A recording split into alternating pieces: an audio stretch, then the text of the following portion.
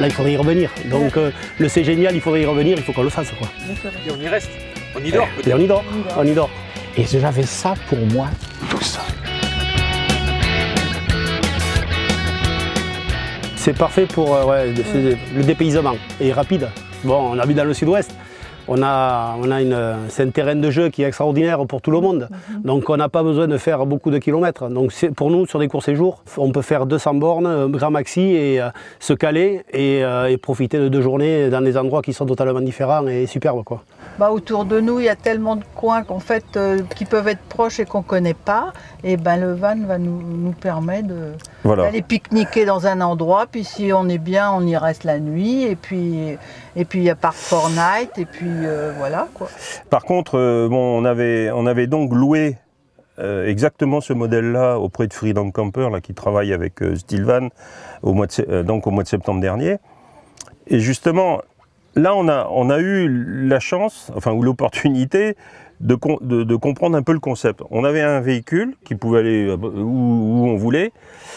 On avait une possibilité de prévis météo sur notre smartphone. On l'a regardé.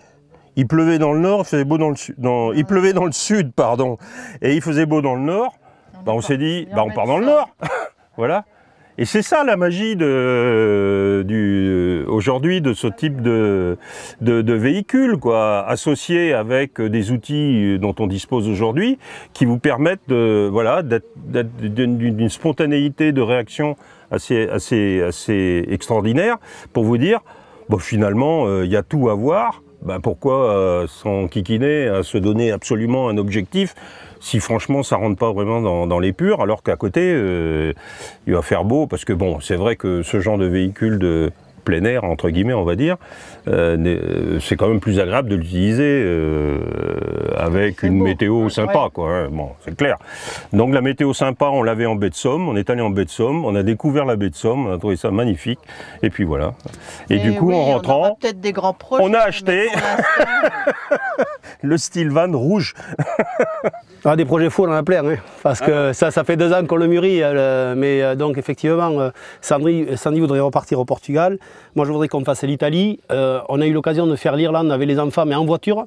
Et seulement, bon, le couchage, c'était l'hôtel, mais en fait, on a fait un périple toute l'Irlande en voiture avec les enfants. On voudrait bien le refaire maintenant avec le van pour se caler sur des endroits que l'on a vus, qui étaient... quand on y passait, là, il y a 4 ans, on s'est dit, oh là, c'est génial, là, il faudrait y revenir. Donc, le c'est génial, il faudrait y revenir, il faut qu'on le fasse, quoi. Bien sûr. Et on y reste, on y dort peut-être. Et on y dort. Tout à fait. Ouais. Et un petit peu plus haut, peut-être, hein. Ouais, la Norvège, le Danemark.